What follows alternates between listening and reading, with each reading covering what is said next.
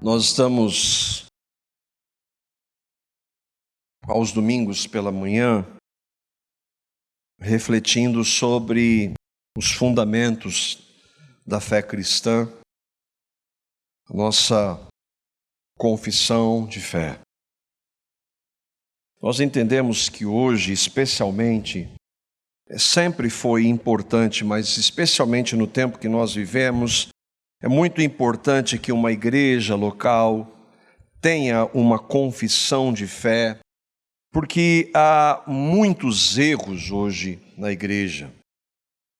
O meio evangélico ele está tão poluído de tantos erros de toda sorte, que é muito importante que nós tenhamos muito claro, estabelecido aquilo que nós cremos, e a confissão nos ajuda nesse sentido. No primeiro domingo deste ano, nós tratamos da razão de termos.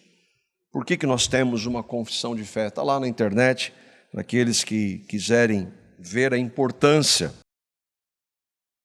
Eu sei que há aqueles que são contrários, porque eles vão dizer, mas nós não temos a Bíblia. A Bíblia não é a nossa única regra de fé e de prática? Sem dúvida, ela é.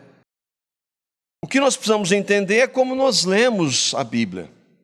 Porque todo mundo usa a Bíblia, literalmente todo mundo usa.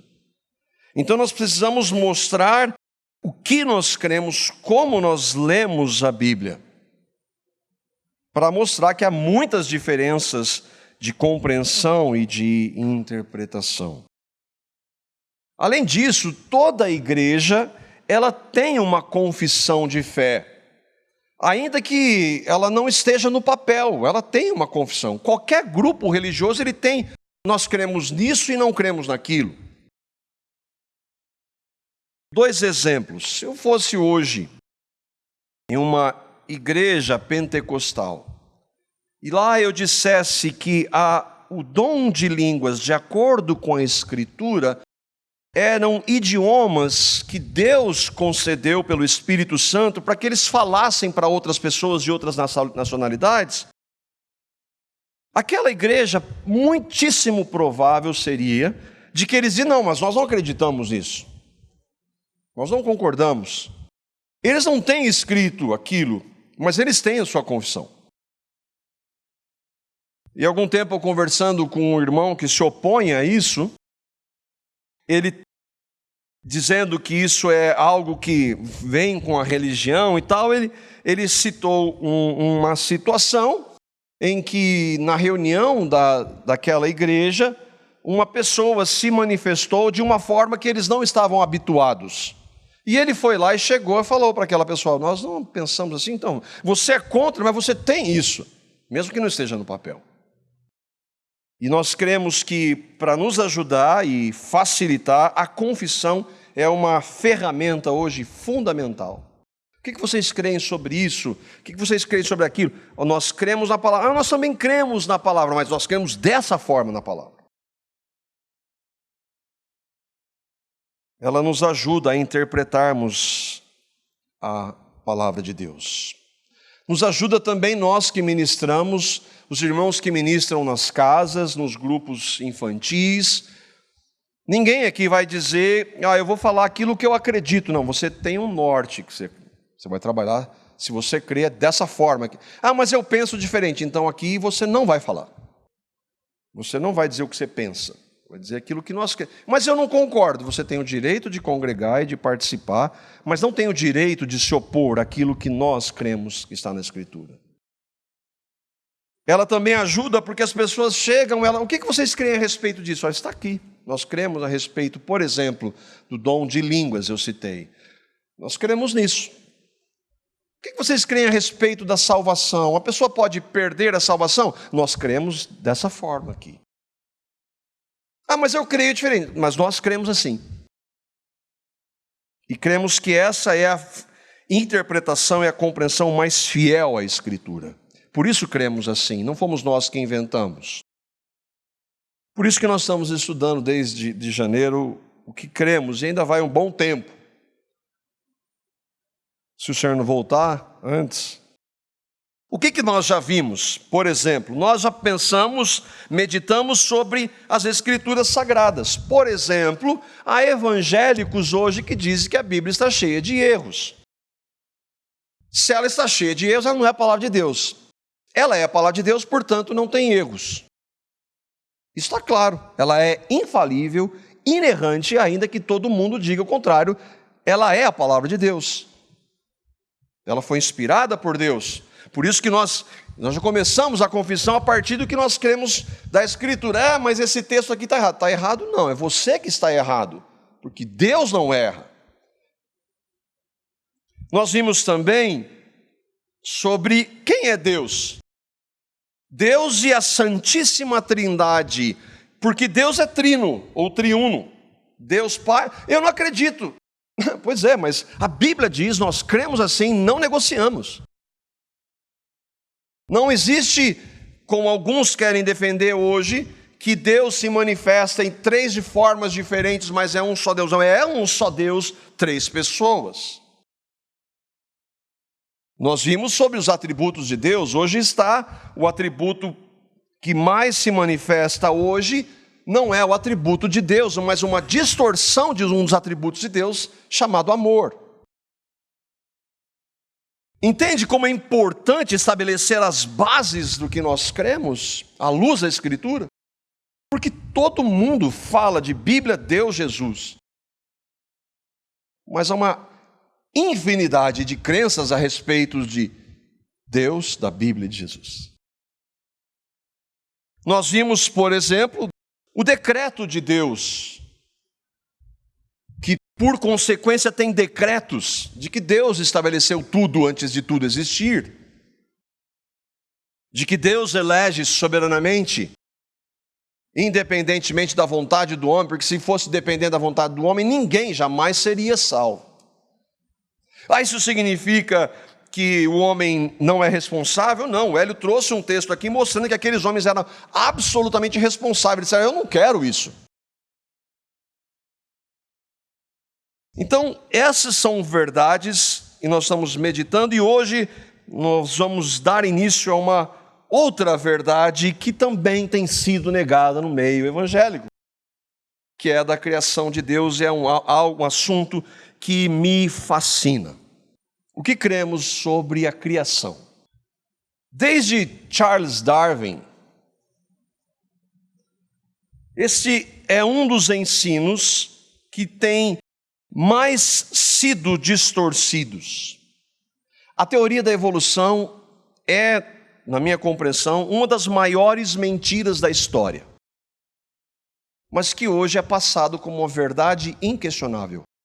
É uma das maiores mentiras da história. Para você ter uma ideia, uma das propostas da teoria da evolução, que tem a ver com a criação, é essa. Eu vou ler um texto aqui. Olha o que esses que defendem essa proposta dizem. O universo continua sendo só uma parte interna do Big Bang. Não há nada lá fora. Nesse tempo, nem tempo, passado, presente, futuro. Só existe aqui dentro. Difícil de imaginar, mas é verdade. O dia do seu nascimento, do seu casamento, do seu funeral, já estavam, de alguma forma, impressos naquele pingo de i. E continuam em algum lugar do tecido cósmico. Fora dele é o antes do Big Bang, um limbo fora do alcance da ciência ou da imaginação. Até por isso, a maior parte dos cientistas acha perda de tempo pensar nesse limbo. Tudo que existe é dentro do Big Bang, que aconteceu há 13 bilhões. E o que havia antes? Não, é perda de tempo perguntar isso. Essa é a proposta, que ela, traduzindo, seria mais ou menos isso. Antes do Big Bang, não havia nada. Depois, ninguém, passado muito tempo, resolveu criar tudo. Essa é a proposta. Não havia nada. Muito tempo depois, ninguém resolveu criar tudo que existe a partir dessa explosão. Isso é o que muitas mentes brilhantes creem. Entenda. Creem. Eles não provam, não tem como provar, porque aconteceu há tanto tempo e é falso. Eles creem nisso.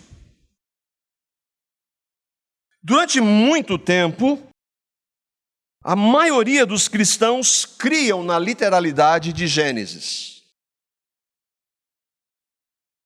Criam numa criação recente, nada de bilhões, milhões, mas de milhares. A partir do relato bíblico, se nós entendemos que ele é literal. A nossa confissão, por exemplo, que nós estamos trabalhando, ela é de 1689. Mas depois, então, de 1859, com esse homem e com o livro conhecido como A Origem das Espécies, que desenvolve toda a proposta falaciosa da teoria da evolução, muitos, inclusive professos cristãos, começaram a dizer que o relato de Gênesis é ficção, é uma metáfora, é um mito, é uma historinha. Adão e Eva, você acredita em Adão e Eva? O pai da mentira é o diabo, que eles também negam. E que trouxe essa? É mais uma das suas. Mas nós cremos na criação que Deus criou, de acordo com a palavra infalível e inerrante dele. Dito isso, nós entramos no ponto da criação. O que nós cremos em relação à criação? No princípio, aprove ao Deus triuno, Pai, Filho e Espírito Santo, para a manifestação da glória do seu poder, sabedoria e bondade eternais, criar ou fazer o mundo e todas as coisas que nele existem, tanto invisíveis como invisíveis, no espaço de 6 dias, e tudo muito bom. Claro, objetivo, simples assim, literal. Nós vemos no primeiro capítulo da confissão, a Bíblia é a palavra de Deus. Esse é um relato histórico, não é um relato mitológico. Nós não vamos negociar essa verdade como muitos cristãos dizem hoje, como líderes. Não, Deus usou o sistema da evolução. Deus não é um mago para ter feito dessa forma. Líderes do cristianismo, negando a palavra de Deus. Entre o que a ciência crê e o que Deus diz, nós cremos no que Deus diz. Irmãos, isso eu tenho falado com os meus filhos, a ciência não prova a evolução. Não prova. É uma mentira. A evolução tem, a teoria da evolução, ela tem pressupostos, ela tem bases que são naturalistas, materialistas, humanistas e contrárias a Deus. Elas têm como um objetivo a oposição ao Deus da Escritura. O que a verdade, que é a palavra de Deus, diz? Ela diz que, de acordo com as Sagradas Escrituras, no princípio, aprouve ao Deus trino ou triuno criar. O que é aprouve? Agradou, deu alegria a ele. Ele teve alegria, prazer, eu vou criar tudo. Deus, Pai, Filho e Espírito Santo, no conselho, decidiu criar todas as coisas, porque ele quis.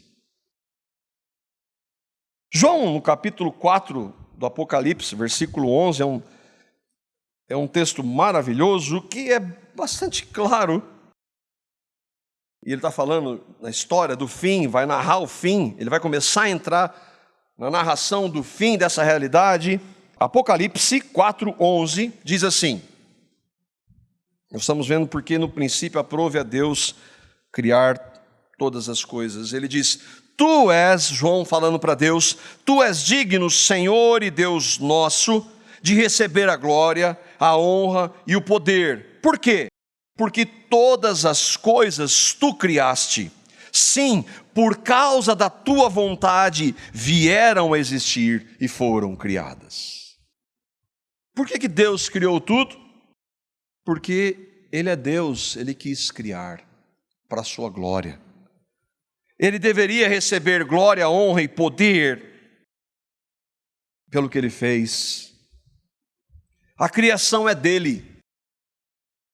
Nós somos, inclusive. Como Paulo diz em Romanos 1, essa criação deveria levar o homem a adorar a Deus, a lhe dar glória, como nós vamos ver.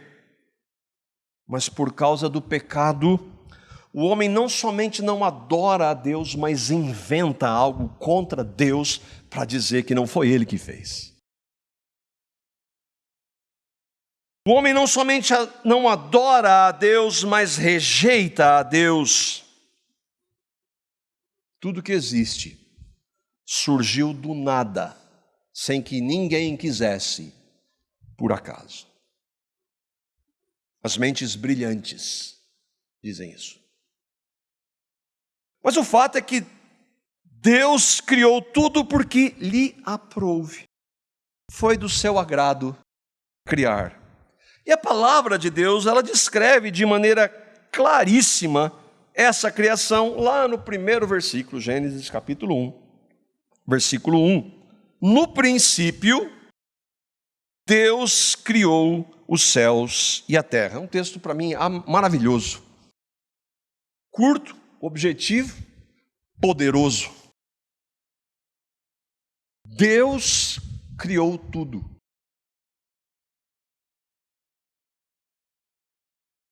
Ele é o resumo de tudo que Deus criou.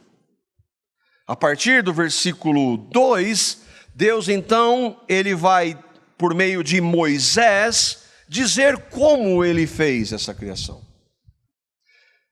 Como ele cria o que existe. Obviamente não de maneira exaustiva. Nós temos 31 versículos de um livro para dizer que como Deus criou tudo. Mas ali naqueles 31 versículos está dito como Deus criou absolutamente tudo que existe. Ele criou porque quis, Ele criou para a sua honra e para a sua glória. Mas o que esse versículo ensina? Vamos andar um pouquinho nele. Primeiro, no princípio, a expressão no princípio é a origem de tudo. Antes do princípio, o que havia? Deus. Deus, que nós vimos de acordo com a palavra, é um Deus que sempre existiu, sempre houve Deus. Deus é o eu sou, Ele mesmo define, para dizer que não tem nem começo nem fim, Ele é. E aí então, quando Ele decide criar, Ele tem uma origem, daí então um princípio. O tempo começa assim, porque Deus está fora do tempo, antes não havia isso. Deus então, no princípio, estabelece o início do tempo e o início de tudo que Deus cria. Tudo que existe hoje e que não existia antes do princípio, passa a existir porque Deus cria. Você entende isso? É claro que eu não entendo. Isso é demais para nós, mas é verdade absoluta. Deus, Pai, Filho e Espírito Santo criaram tudo, ou criou tudo que existe. No princípio, então, Deus. Não acaso, um grande cientista disse que a possibilidade de tudo ter existido foram ETs. Deus não pode, mas ET pode. Deus é o Deus eterno. E que Deus quer? Vou pegar aqui. Tá projetado, é esse Deus daqui, ó. Esse aqui. O Deus da Escritura. Não existe outro Deus além desse texto. Existem falsos deuses, como nós vimos no início da confissão também. O Deus da Escritura, que é o único Deus, o Deus eterno, Deus Pai, Filho e Espírito, no princípio, quando Ele estabelece o início de tudo, do tempo, Ele criou. Deus triuno, versículo 2 aí de Gênesis 1. para nós vermos já que há a presença do Pai e do Espírito Santo. Era a terra sem forma e vazia, trevas cobriam a face do abismo e o Espírito de Deus se movia sobre a face das águas. O que era sem forma e vazia? Deus está começando a criação ali. Não é que houve uma queda e depois ficou sem forma. Não, eu vou começar a criar. Então ele dá essa primeira forma, para depois nos versículos seguintes ele vai dizendo o que ele vai fazendo aos poucos. Aos poucos em 6 dias. Deus Trino cria todas as coisas, o Deus Pai, o Deus Filho. João 1, versos 1 a 3. O Espírito de Deus, o Espírito de Deus, e agora o Deus Filho. No princípio, lembra de onde vem esse princípio? João está escrevendo isso talvez aproximadamente 6.000 anos depois, ou 4.000 anos, melhor dizendo, depois. No princípio era aquele que é a palavra, ou no princípio, essa NVI, no princípio era o verbo. Ele, o verbo ou a palavra, estava com Deus e era Deus. Ele estava com Deus no princípio. Todas as coisas foram feitas por intermédio dele, mas que todas as coisas? Nada do que existe teria sido feito sem ele. Nada é nada. Jesus, o homem Jesus, tem um início, mas o Deus Filho sempre existiu. O Deus Filho estava com o Deus Pai e o Deus Espírito, antes de existir tudo no seu conselho santo, e ele diz, vamos criar tudo. Ele não diz lá, mas como vamos? É um Deus? Ele disse também, façamos o homem. No princípio, é exatamente o princípio de Gênesis 1:1. O verbo, a palavra é Jesus o Cristo, estava com Deus, era Deus, não é que ele era naquela época, ele é Deus, ele sempre foi. Mostra, portanto, que Jesus não foi somente um profeta, mas ele é Deus homem. Está claro? Voltando para o Gênesis 1. No princípio, Deus criou. Deus criou. Todo mundo já ouviu a frase famosa do pai da química, Lavoisier, que diz que na natureza nada se cria, tudo se transforma. Verdade isso. Nada se cria literalmente. Criar é do nada, não é o que acontece em Gênesis. Deus cria do nada. Não havia nada e Deus cria tudo. Antes de existir tudo, como nós lemos e vemos na Escritura, há Deus, ou havia Deus, o eu sou. Ele então cria do nada tudo que existe. Como é que você entende? Lógico que não entendo isso. Qualquer coisa que nós criemos tem que ter alguma coisa anterior para a gente poder criar. Mas Deus, para Deus não é problema. Hebreus, capítulo 11, versículo 3, vamos dizer que isso é uma ideia ou filosofia, é o que o texto diz. Pela fé, compreendemos que o universo foi criado por intermédio da palavra de Deus. E aquilo que pode ser visto foi produzido a partir daquilo que não se vê.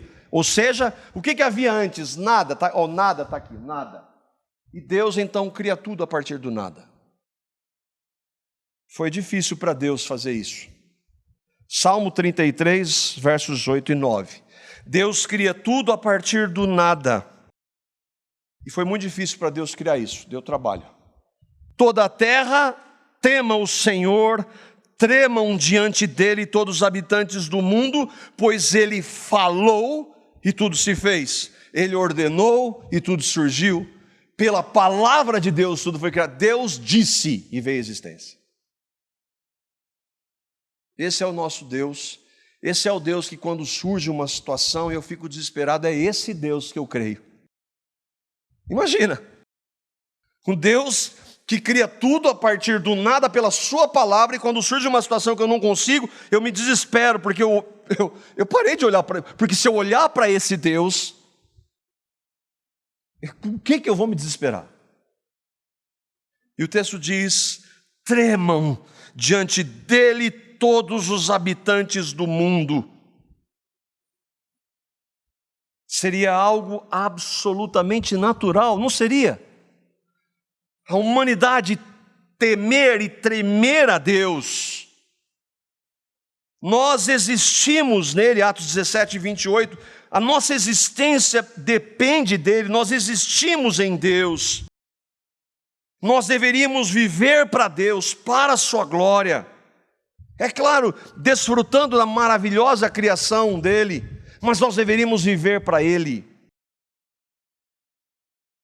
Mas o pecado distorceu tudo. Tudo. O mundo vive totalmente indiferente ao seu Criador. O homem é o seu Deus. Foi o primeiro pecado e continua sendo o maior de todos. Eu quero ser independente. É impossível. Você crê em Cristo hoje? Eu e vocês éramos exatamente assim. Eu estava, às vezes, pensando, antes de eu crer em Cristo, eu não queria nem saber de Deus, eu fazia tudo o que eu achava.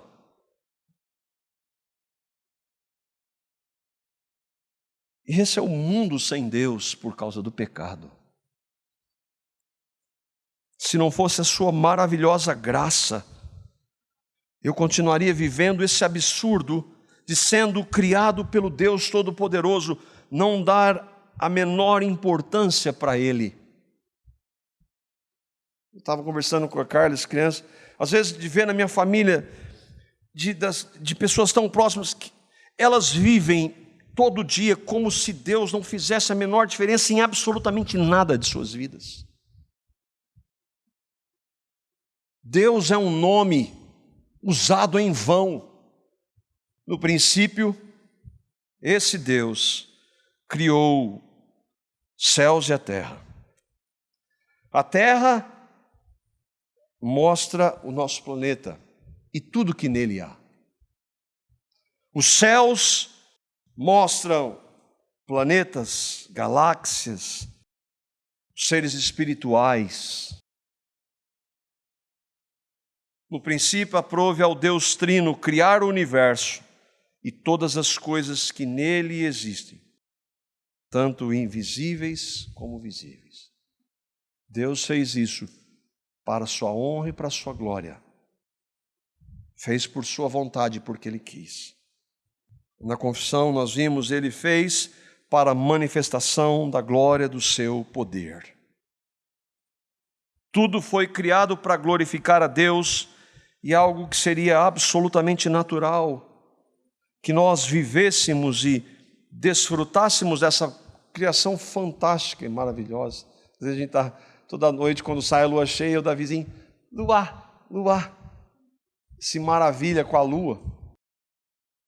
Nós somos criados para nos maravilhar com Deus, para vivermos para Ele, para o amarmos mais do que tudo e todos.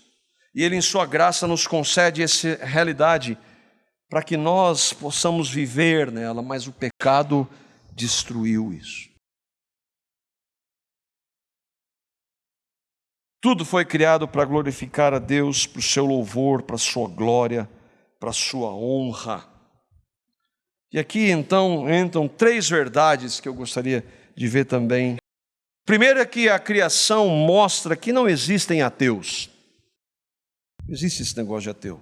Existem pessoas que mentem para elas mesmas, para suas próprias consciências e para a evidência da criação por causa do seu amor por seu pecado, seja ele qual for. A pessoa ama o pecado, ela sabe que ela vai prestar conta diante de Deus por causa do seu pecado. Ela diz, é mais fácil ela dizer que Deus não existe. Mas essa pessoa não acredita nisso. Ela mente para ela mesma. Alguns, é claro, têm a mente cauterizada, mas ela é absolutamente responsável. Romanos capítulos 1 e 2 são fundamentais, são esclarecedores, para mostrar que não existem pessoas que não creiam de verdade em Deus, todas elas creem. Nós vamos ler um pequeno trecho, capítulo 1, versos 20 a 23 de Romanos. Esse texto para mim é fantástico. Ele, há muitos anos, Romanos 1 e 2, me esclareceu muitas coisas que às vezes eu questionava na minha estupidez. Diz assim, Romanos capítulo 1, versos 20 a 23, diz: porque os atributos invisíveis de Deus, assim o seu eterno poder, como também a sua própria divindade, claramente se reconhecem desde o princípio do mundo, sendo percebidos por meio das coisas que foram criadas. Tais homens são, por isso, indesculpáveis.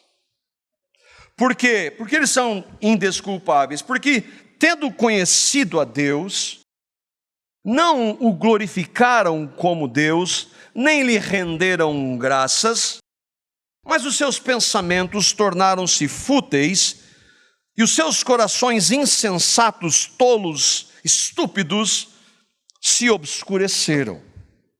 Eles, dizendo-se sábios, tornaram-se loucos, e trocaram a glória do Deus que é invisível, o Deus imortal, eles trocaram por imagens feitas segundo a semelhança do homem mortal, bem como de pássaros, quadrúpedes e répteis.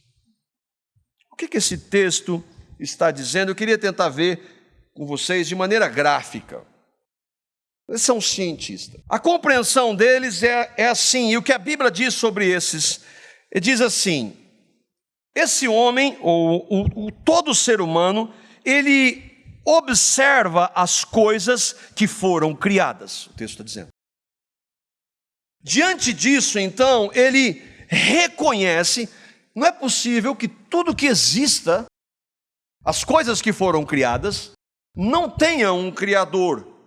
É impossível chegar a essa conclusão. Então ele reconhece os atributos invisíveis de Deus, porque Deus é Espírito, não pode ser visto, mas pelas coisas que foram criadas, ele sabe que há um Deus.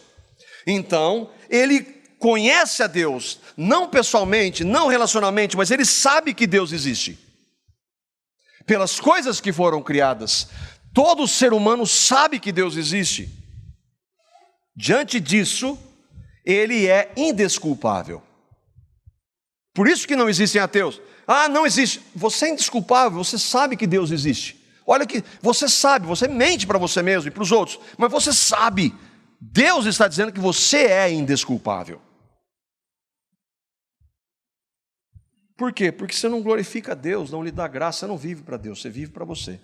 Esses homens, mentes brilhantes, o texto diz que eles, se dizendo sábios, tornaram-se loucos. Há um tempo atrás disse isso na revista Veja, 99% dos cientistas americanos são ateus.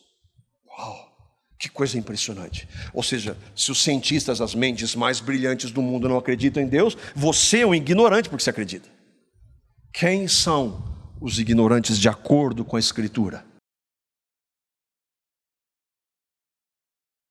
Essa é a verdade do texto. Mas não é só para ateus, isso se aplica a qualquer, irmãos, isso é importante nós entendermos, isso se aplica a qualquer pessoa, de qualquer nível cultural, intelectual, social e financeiro. Isso se aplica a qualquer pessoa, em qualquer momento da história, desde que existe o homem. Em qualquer lugar do mundo.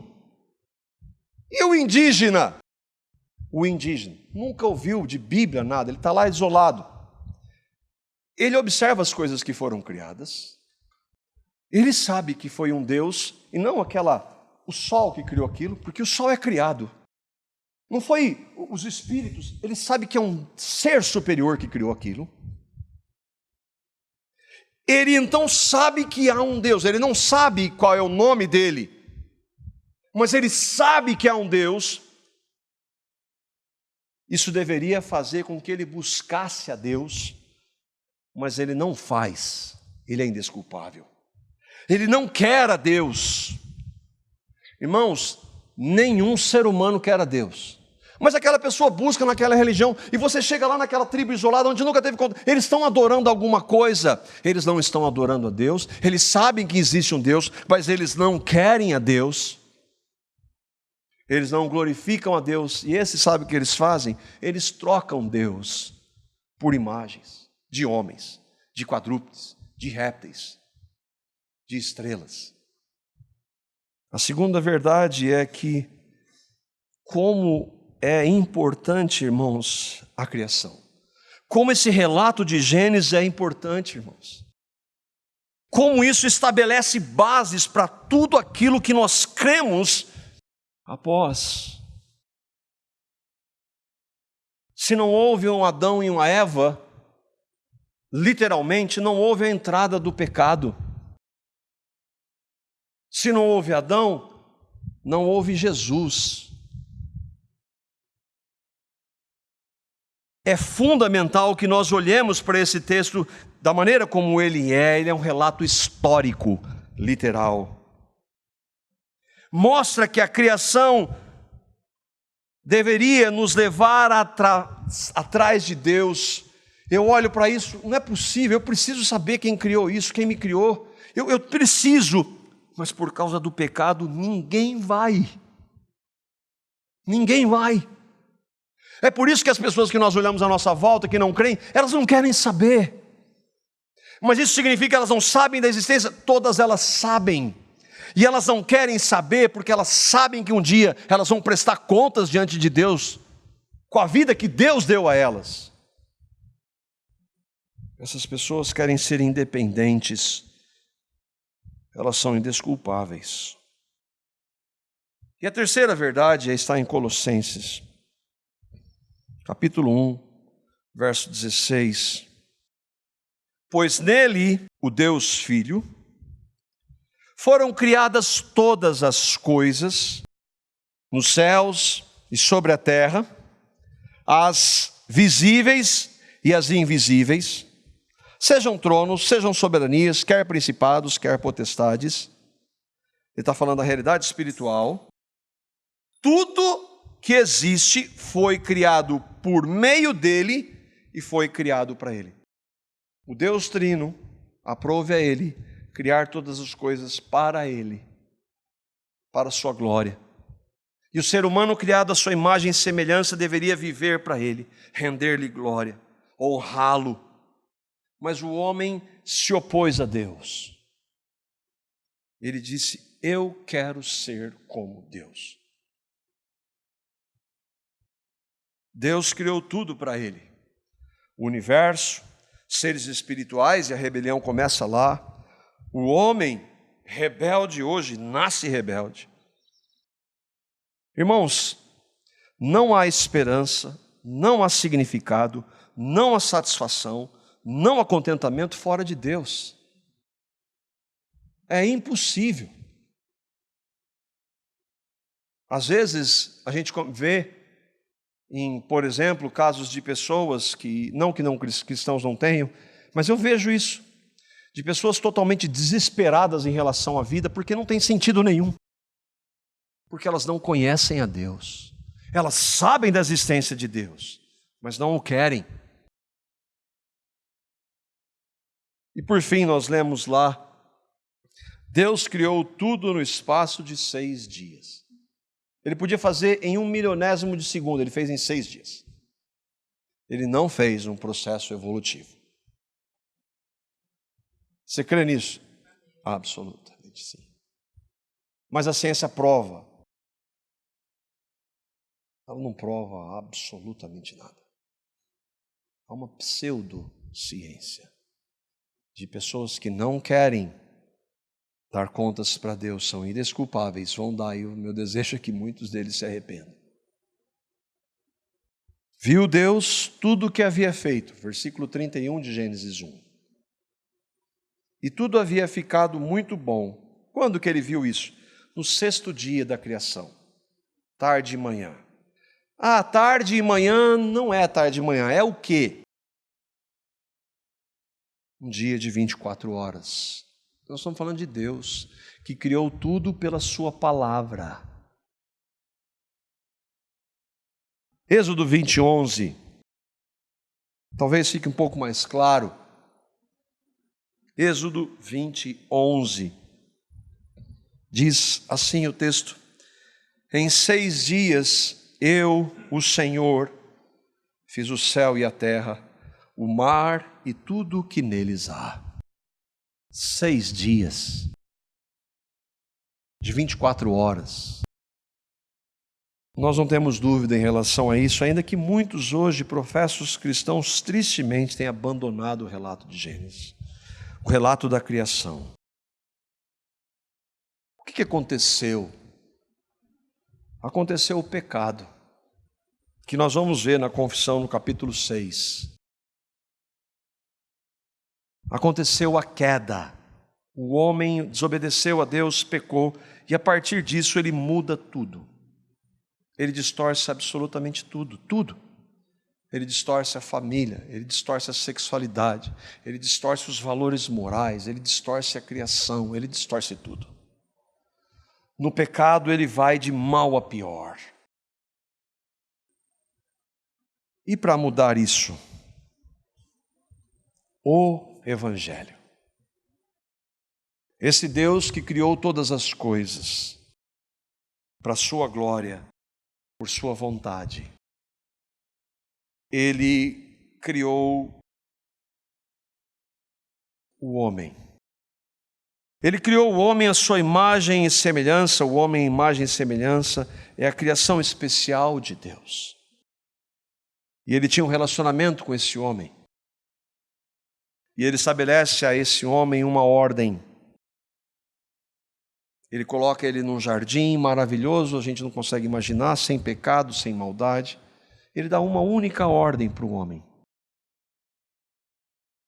Tem várias árvores, de todas as árvores você pode comer os frutos, mas da árvore do conhecimento, do bem e do mal, você não pode comer. Eu, Deus, estou ordenando. Eu criei você, eu ordeno, eu faço do jeito que eu quiser. Por trás dessa ordem estava o melhor para nós. Mas o homem, o texto diz que aquela árvore e o fruto era agradável para dar conhecimento. Ele queria ser como Deus e então ele desobedece a Deus. Naquele momento o homem morre para o relacionamento com Deus. E é por causa daquele pecado que o mundo está como está hoje. Não vai melhorar essa realidade. Mas há uma esperança para nós, porque a partir daquele primeiro homem, primeiro casal, os nossos tataravós nasceram em pecado e vêm vindo, e todos nós nascemos em pecado, por isso que nós cometemos pecados. Nós, tristemente, não queremos a Deus, nós amamos o nosso pecado naturalmente, nós não reconhecemos Deus na criação, nós não queremos a Deus. Mas a Bíblia diz que Deus amou pecadores como nós. Mas por que você fala de amar todas as pessoas? Porque Ele amou aqueles que creem nele. Os outros estão debaixo da ira. Só que todos nós estávamos debaixo da ira. E Ele deu o seu Filho para tratar da nossa realidade de pecado. E Jesus, quando veio, Deus Criador, o Filho, sem pecado, morre na cruz para cumprir a lei de Deus, que era exigência de Deus, exige perfeição. Ele então dá o seu Filho e morre por pecadores, como eu e como vocês. Na sua morte, como nós cantamos, Ele leva os pecados dos pecadores que nele creem. Você crê em Cristo? Qual a evidência? Você se arrependeu dos seus pecados, você viu que é um pecador e que não pode mudar, mas que Deus mandou seu Filho por amor e de graça para morrer na cruz. E você viu que lá naquela cruz você estava nele. Ele morreu por você, você crê nisso. Se arrependeu, entregou a sua vida para Cristo, recebeu como Salvador e Senhor. Todos aqueles que creram nele, creem nele, têm esperança, têm significado de vida. Caso contrário, sequer vão reconhecer o Deus Criador de todas as coisas. Meu desejo é que você creia em Cristo.